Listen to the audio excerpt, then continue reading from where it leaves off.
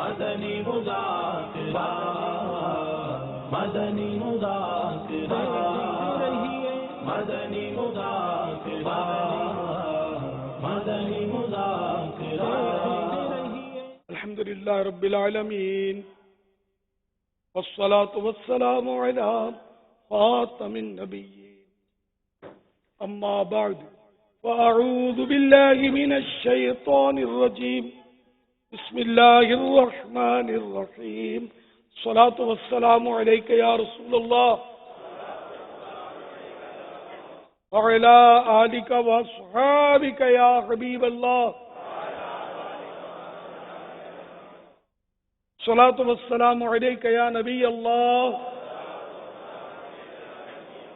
وعلى آلک واصحابک یا نور اللہ.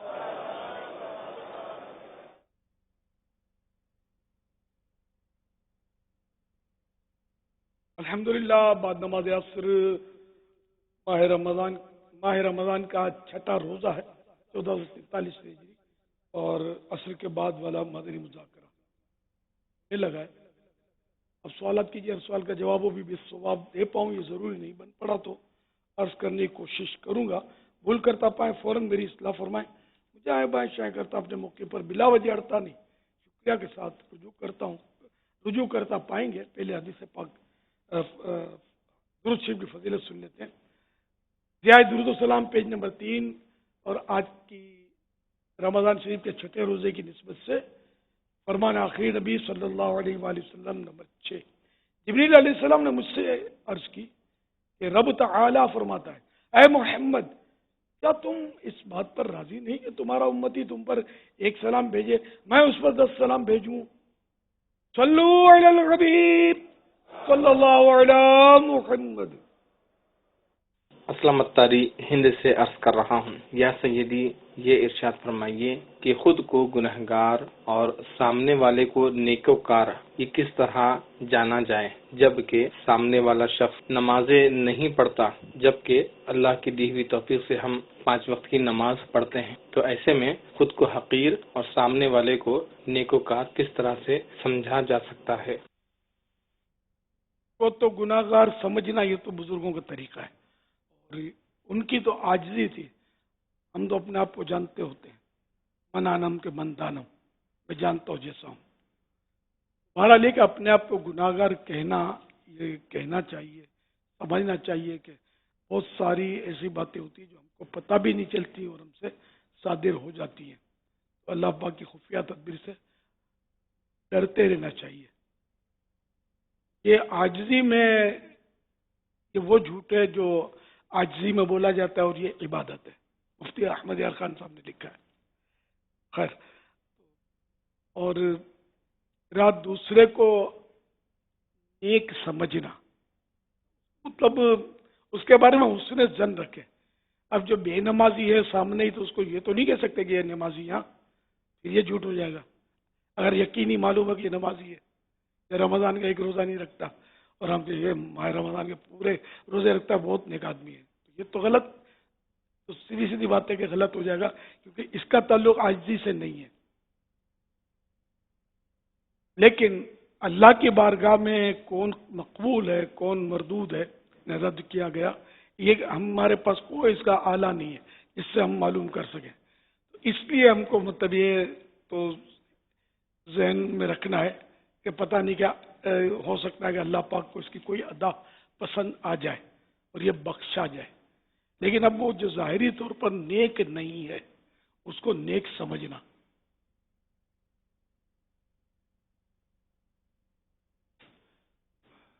اگر وہ کھلے عام چھوڑ رہا ہے سب کچھ تو پھانسی کے معلن ہے، تب وہ ظاہر ہے کہ اس کو داڑھی منڈا، اس کو داڑھی والا تو نہیں کہیں گے نا، برا ہی سمجھا جائے گا. اس کے ہدایت کی دعا کی جائے گی اور جو صورتیں نیکی کی دعوت کی ہوتی ہیں وہ اختیار کی جائیں گی. صلو علی الحبیب صلی اللہ علیہ محمد. میرا نام مرزا محمد تحمد بیگ ہے. میں دارالمدینہ ملیر کیمپس 2 میں پڑھتا ہوں. میرا امیر اہل سنت کی بارگاہ میں یہ سوال ہے کہ صحیفے کسے کہتے ہیں؟ صحیفہ صفحہ، یہ مطلب ایک تو اللہ پاک کی طرف سے کتابیں، قرآن کریم، زبور شریف، انجیل مقدس اور توریت شریف، مشہور کتابیں. اس کے علاوہ بھی وہ کئی انبیاء کرام علیہ السلام پر صحیفے نازل ہوئے، صفحے. اس کتاب کو بھی صحیفہ بولتے ہیں، غالباً چھوٹی کتاب، رسائل جو ہوتے ہیں. تو ہوتا ہے میں نے صحیفہ صفحے سے بنایا نا، صفحہ. صحف اس کی جمع ہے، صحف. قرآن پاک میں اس کی موجود ہے. صحیفے کی جمع جی. صحف. اور یہ جو ہے وہ کتابچے، رسالے، چھوٹے اس طرح کی جو چیزیں ہوتی ہیں اس کو کہا جاتا ہے. بولنے کی ہمت نہیں ہو رہی تھی اصل. اللہ پاک کی طرف سے نازل ہوا ہے نا، تو وہ کتاب کی کتابچہ تصغیر تو نہیں گئی، چھوٹی کتاب. تو اللہ تعالیٰ کی طرف سے جو پیغامات انبیاء کرام علیہ السلام پر نازل ہوتے تھے، تو جو ضخیم کتابیں ہیں قرآن کریم، زبور شریف تو میرا خیال ہے قرآن کریم سے 40 گنا نے اس کی ضخامت. اللہ کا کلام جو ہے نا، اب اس میں تو اللہ پاک کا کلام تو خیر اس پر سب کلام جو ہے نا وہ اللہ کی صفت ہے. جو بھی کلام نازل ہوا اللہ پاک کا، ایک ایک حرف پر ہمارا ایمان ہے، اور یہ ایمان لانا ضروری ہے. لیکن یہ کہ جو کتابیں نازل ہوئی نا قرآن کریم سے پہلے، خاص کر انجیل وغیرہ کے بارے میں، یہ بالکل یہ ہے کہ مطلب اس میں تبدیلیاں لوگوں نے کی ہیں. تو جو تبدیلی ہے اس پر تو ہمارا ایمان نہیں ہے. اور جو منزل من اللہ ہے، جو کچھ اللہ پاک کی طرف سے نازل کیا ہوا ہے، ہمارا اس پر ایمان ہے. اور قرآن کریم میں الحمدللہ کوئی ایسا رد و بدل نہیں ہوا. اللہ پاک نے اس کی حفاظت کا ذمہ لیا ہے، اور قرآن کریم ایز اٹ از ہے جو ہمارے پاس ہے. تو ہم کو ہمارا اس پر ایمان ہے، ایک ایک حرف پر. صلو علی الحبیب صلی اللہ علی محمد. کیا روزے میں آئی لینس لگا سکتے ہیں؟ نہیں لگا سکتے. زخم سے خون نکلا تو کیا روزہ ٹوٹ جائے گا؟ نہیں ٹوٹے گا. روزے میں غسل فرض ہو گیا تو کیا روزہ ٹوٹ جائے گا؟ نہیں ٹوٹے گا. سڑک وغیرہ پر جو ہم دھول مٹی اڑتی ہے اور بعض اوقات منہ میں بھی چلی جاتی ہے تو کیا اس سے روزہ ٹوٹ جائے گا؟ خود بخود اڑتی ہوئی مٹی منہ میں چلی گئی یا سانس میں چلی گئی تو اس سے روزہ نہیں ٹوٹتا. روزے میں داڑھی وغیرہ پر مہندی لگانا کیسا؟ جائز ہے. کیا تراویح کے بغیر روزہ ہو جاتا ہے؟ ہو جاتا ہے. روزے میں باڈی اسپرے وغیرہ لگا سکتے ہیں؟ لگا سکتے ہیں. صلو علی الحبیب صلی اللہ علیہ صلی اللہ تعالی علی محمد صلی اللہ علیہ وسلم. یہ ارشاد فرما دیں کہ جسے غسل کے بارے میں آپ نے فرمایا کہ اس سے روزہ نہیں ٹوٹتا. جب بعض لوگ یہ سمجھتے ہیں کہ غسل فرض ہو گیا تو گویا کہ جو کلی ہے اور ناک میں پانی چڑھانا ہے اس کا فرض ساقط ہو گیا، ختم ہو گیا. تو یہ فرمائیے کہ اگر غسل فرض ہو گیا، مثلا کسی نے ظہر کی نماز پڑھنی ہے، عصر کی نماز پڑھنی ہے، تو کیا وہ ناک میں پانی نہیں چڑھائے گا اور جو کلی جس کو کہتے ہیں وہ نہیں کرے گا؟ کلی تو فرض ہے، اور ناک میں پانی چڑھانا نرم ہڈی تک یہ بھی فرض ہے. اگر نہیں کرے گا تو روزہ وہ غسل ہوگا نہیں، تو نماز بھی نہیں ہوگی. اگر اس میں کچھ احتیاط آپ فرما دیں گے کس طریقے سے روزے میں کلی کریں اور ناک میں پانی چڑھائیں؟ کلی ہلکی جڑ تک پانی پہنچانا ہوگا، غرغرہ نہ کریں، اور یہ احتیاط کریں کہ حلق سے نیچے نہ اترے، اور ناک میں پانی اتنا زور سے نہ کھینچے کہ دماغ میں چڑھ جائے. اگر روزہ یاد ہوتے ہوئے اگر پانی ناک کے اندر چڑھ گیا دماغ تک تو روزہ ٹوٹا، اور کلی کرتے ہوئے اگر پانی حلق سے نیچے اتر گیا اور روزہ بھی یاد ہے تو روزہ ٹوٹ گیا. یہ کہتے ہیں کہ رمضان المبارک میں ریس بڑھ جاتا ہے. اب ہمیں کیسے پتا چلے کہ ریس بڑھ گیا، حالانکہ ہم تو پورا دن بھوکا رہتے ہیں؟ سبحان اللہ. مغرب میں مسجدوں میں جو بہاریں ہوتی ہیں، تھال چلے ہوتے ہیں، سجے ہوتے ہیں، یہ کیا ہوتا ہے؟ روزی نہیں ہوتی، رزق اس کو نہیں بولتے.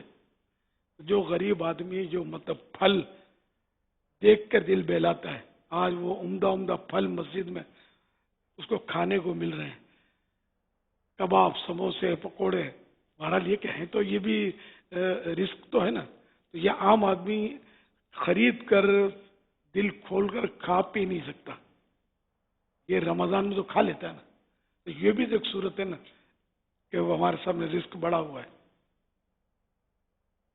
تو جو قرآن و حدیث میں آ گیا، جو احادیث مبارکہ میں فرما دیا گیا کہ رزق میں وسعت ہو جاتی ہے، یہ ماہ وسعت رزق ہے نا، روزی اس میں بڑھتی ہے. تو پھر مان لینا چاہیے، عقل کے گھوڑے نہیں دوڑانا چاہیے. ہو سکتا ہے کہ آپ کی جو بکری ہوئی ہے آج 10,000 روپے بکری ہو گئی رمضان میں، تو آپ بولو کہ پہلے میری 15,000 ہوتی تھی.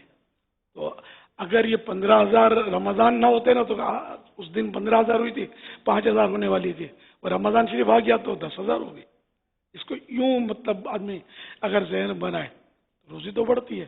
بہت سارے کاروبار سے چمکے، رات کو بازاریں ہمارے یہاں کھلی ہوتی ہیں تو کاروبار تو بہت چمکتا ہے. بعض چیزوں کا، کھانے پینے کی چیزوں کا بہت زور ہوتا ہے، کپڑوں کا، درزیوں کی موج لگی ہوتی ہے، تو ٹائم ہی نہیں ہوتا ان کو. تو بہت ساروں کی روزی تو بڑھتی نظر آ رہی ہوتی ہے. واللہ تعالی اعلم ورسولہ اعلم عز وجل وصلی اللہ تعالی علیہ وآلہ وسلم. صلو علی الحبیب صلی اللہ تعالی علی محمد صلی اللہ علیہ وسلم. میرا امیر اہل سنت سے یہ سوال ہے کہ کیا روزے کے حالت میں اگر منہ میں چھالے ہوں تو کیا جو ٹیوب ہے وہ لگا سکتے ہیں؟ امیر اہل سنت کی بارگاہ میں یہ سوال عرض ہے کہ کیا منہ کے چھالوں ماؤتھ السر پر دوائی لگانے سے روزہ ٹوٹ جاتا ہے یا نہیں؟ ساتھ ہی میری اور میرے گھر والوں کی بخشش کی دعا فرما دیں. جزاک اللہ خیرہ. اللہ پاک آپ سب کی بے حساب مغفرت فرمائے، ہماری بھی آمین. منہ میں اگر دوا لگائیں گے تو وہ تو حلق سے نیچے اس کا اثر تو اترے گا تھوک کے ساتھ. ہاں تو روزہ تو ٹوٹ جائے گا. تو اس لیے وہ جبکہ حلق میں مزہ اس کا محسوس ہو، اتنی باریک دوا تو لگتی نہیں، زیادہ ہی لگتی ہے. تو یہ کہ اس بعد ہی لگائیں، روزے کے مغرب کے بعد، رات میں لگاتے رہیں. واللہ تعالی اعلم ورسولہ اعلم عز وجل وصلی اللہ تعالی علیہ وآلہ وسلم. صلو علی الحبیب صلی اللہ علیہ وسلم. میں محمد آصف بات کر رہا ہوں. میرا سوال یہ ہے کہ جو سیکورٹی ڈپازٹ کی جو اماؤنٹ مکان مالک کو دی جاتی ہے ایز سیکورٹی کے طور پر، کیا اس پہ زکوٰۃ دینی پڑے گی مجھے؟ جی بالکل، یہ انہی کی ملکیت ہے اور یہ ایک قرض کی صورت ہوتی ہے. یعنی دکان، مکان، جو بھی چیز کرایہ پر لیتے ہیں تو ڈپازٹ جمع کرواتے ہیں سیکورٹی کے نام پر، ایڈوانس بھی اس کو بولتے ہیں. تو یہ رقم جو ہے یہ ان کی ہی ہے اور شرائط پائی جانے کی صورت میں اس پر بھی زکوٰۃ ہوگی. یعنی مثال کے طور پر یہ خود رقم اتنی ہے کہ اس پر ان کی زکوٰۃ بن جاتی ہے، یا ان کے پاس اور رقم موجود ہے تو اس رقم کو ملائیں ساتھ تو نصاب بن جاتا ہے، تو زکوٰۃ دینا ہوگی اس کی. جس نے جمع کروائی رقم جی وہی مالک رہے گا. جی، اس کے اوپر قرض ہے وہ دوسرے والے کے اوپر. حضرت صاحب دعا فرمائیں کینسر کا زخم صحیح ہو جائے اور اس کا روحانی علاج بتائیں. اللہ پاک شفا کاملہ عاجلہ نافعہ عطا فرمائے. یا رقیب و 100 بار 7 دن تک روزانہ باوضو اول آخر 11 بار درود شریف پڑھ کر کینسر کے مریض پر دم کیجیے. اگر زخم ہو تو اس پر بھی دم کر دیجیے. اگر کینسر کا زخم جسم کے اندرونی حصے یا پردے کی جگہ ہو تو زخم کی جگہ پر کپڑے کے اوپر دم کر دیجیے. اگر جسم کے باہر زخم ہے تو سرسوں کے تیل پر بھی دم کر دیجیے اور وہ تیل مریض زخم پر لگاتا رہے. انشاءاللہ الکریم زخم صحیح ہو جائے گا اور کینسر دور ہوگا. اب زخموں پر لگانے کا جہاں تک تعلق ہے تو یہ طبیب سے مشورہ بھی کر لیجئے گا.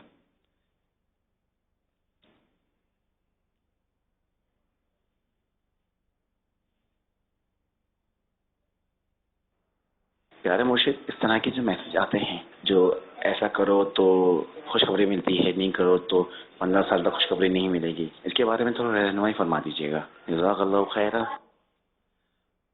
یہ مطلب بس لوگوں کو خواہ پریشان کرنے والی باتیں ہوتی ہیں، اس پر اعتماد نہ کیا جائے، اور جو علماء اہل سنت فرمائے، مفتیان کرام فرمائے، وہ بات مانی جائے۔ صلو علی الحبیب صلی اللہ علی محمد۔ حسن اتاری عرض کر رہا ہوں، امیر اہل سنت کی بارگاہ میں سوال عرض ہے کہ ہر صورت میں کسی کی پیٹھ پیچھے برائی کرنا غیبت کہلائے گا، یا کوئی ایسی صورتیں بھی ہیں کہ ہم کسی کی پیٹھ پیچھے برائی کریں لیکن وہ غیبت نہ ہو؟ رہنمائی فرما دیں، جزاک اللہ خیر۔ غیبت کی تعریف یہ ہے کہ کسی میں موجود عیب پیچھے سے بطور عیب بیان کیا جائے، یہ ہے غیبت۔ تو اب بعض صورتیں ایسی ہیں کہ وہ ہے تو غیبت ہی کہ اس میں موجود عیب کا ہی تذکرہ ہے پیچھے سے، لیکن جیسے بیٹا ہے کچھ ایسی حرکتیں کرتا ہے، باپ کو اس نیت سے بتایا کہ باپ اس کو سمجھائے، شاگرد کی شکایت اس طرح کی استاد سے کی کہ اس کو سمجھائے، تو اب یہ کہ یہ گناہ بھری غیبت نہیں ہے کہ نیت برائی بیان کرنا نہیں ہے، بلکہ اس کی اصلاح مقصود ہے۔ واللہ تعالی اعلم ورسولہ اعلم عز وجل وصلی اللہ تعالی علیہ وآلہ وسلم۔ صلو علی الحبیب صلی اللہ علیہ وسلم۔ میرا آپ سے سوال یہ ہے کہ اذان جمعہ کے بعد خرید و فروخت جو منع ہے وہ عورتوں کے لیے بھی ہے یا صرف مردوں کے لیے؟ کیونکہ جمعہ تو صرف مردوں پر فرض ہے۔ بیچنے والوں کا کیا بنے گا؟ جمعے کے اذان کے بعد جو خرید و فروخت منع ہے، عورتوں کے لیے منع نہیں ہے، تو بیچنے والے کا کیا بنے گا؟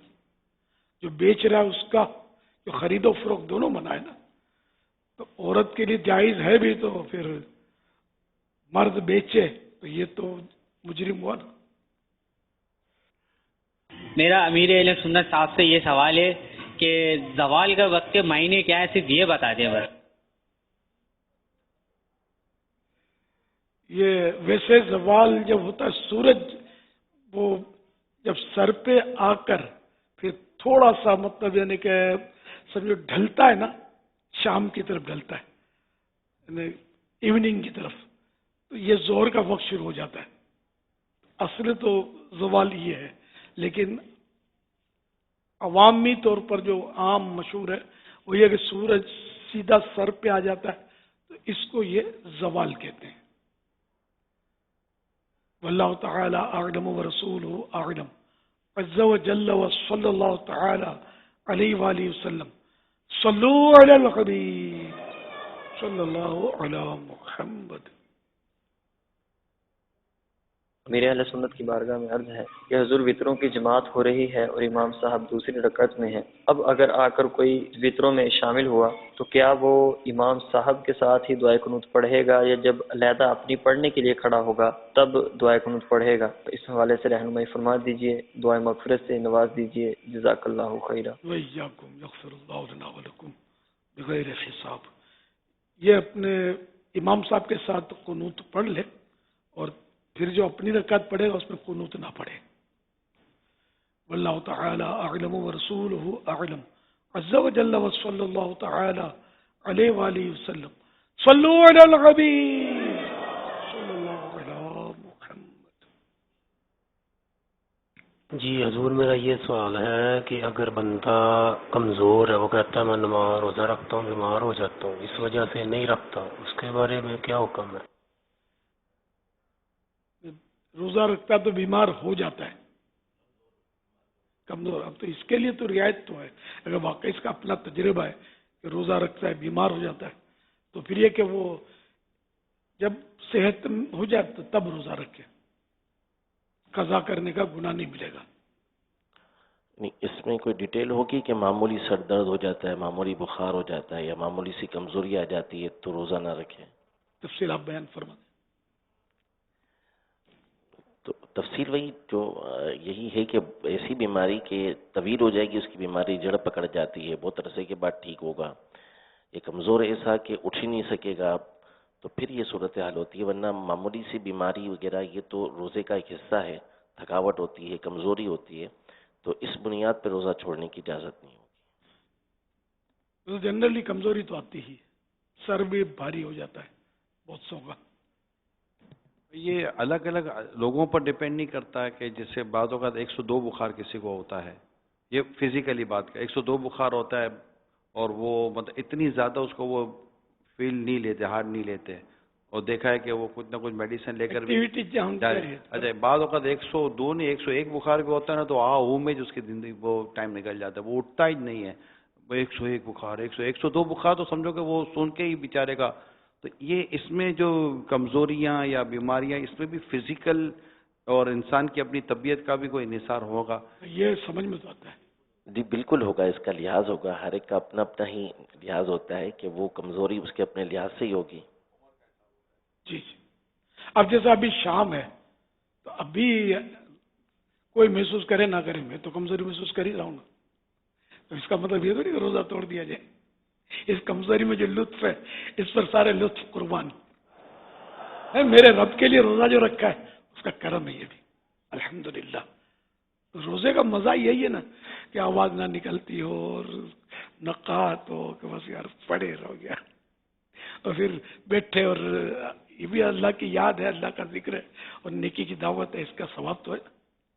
اور یوں تھکن بھی لگی ہو، پھر چہرے پر مسکراہٹ بھی رکھنی ہے کہ کسی کو ڈانٹنا نہیں ہے، جھاڑنا نہیں ہے، ابھی تک تیاری نہیں ہوئی افطار کی تو غصہ کرنا نہیں ہے، کیا ہو اب تک پکوڑے کی خوشبو نہیں آئی، ابھی تک کیا کر کیا رہی ہو، تو یوں کیونکہ اس کو بھی بیچاری کو لگتا ہے کمزوری لگی ہوئی ہوگی، تو یہ دونوں مل جل کر پھر کمزوری نہ کر لینا، یہ لڑا لڑی نہ کرے۔ مسلط کر لیا لوگوں نے کہ روزے میں غصہ آتا ہے، وہی کہتے ہیں پاپا، بول رہا ہوں میرے کو تو نہیں آتا ہے، میں تو پتہ نہیں، مجھے یاد نہیں پڑتا کہ روزے کی وجہ سے میں ایک دم دھواں پھواں جیسے ہو جاتے نا غصے میں، مجھے تو یاد نہیں پڑتا۔ اب آپ جو میں یہی سوچتا رہتا ہوں کہ کاہے کو یہ بولتے ہیں کہ روزہ تو اللہ کی نعمت ہے اور اس سے تو مطلب برائیاں دور ہوتی ہیں، غصہ تو اچھا کام تو نہیں ہے نا۔ روزہ صبر لاتا ہے لیکن لوگ بے صبر ہو جاتے ہاں یہی ہے کہ جس کو غصہ آئے تو صبر کر کے ثواب کمائے،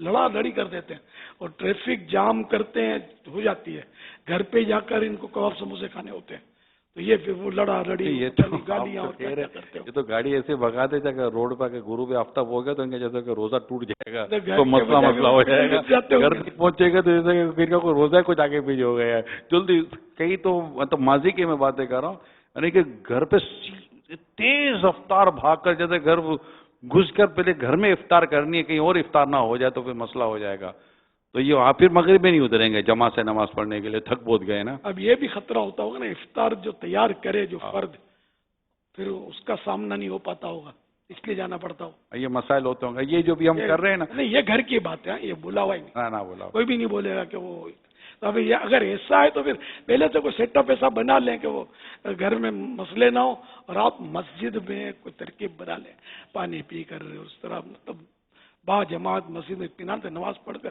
پھر بریانی آپ کی، پلاؤ بھی آپ کا، یار اللہ نے جو نعمتیں دی ہیں وہ کھائیں، یہ کیا لڑا لڑی اور مارا ماری، اور اپنی جان بھی خطرے میں نا، کہ بعض گھر کے بجائے ہاسپٹل بھی جاتے ہوں گے ٹکرا کر، یا پولیس پکڑ کے لے جاتی ہوگی، کسی کو ٹھوک دیتے ہوں گے، تو ایسی جلدی بھی کیا۔ صلو علی الحبیب صلی اللہ تعالی علی محمد۔ مدنی مذاکرہ، مدنی مذاکرہ، مدنی مذاکرہ۔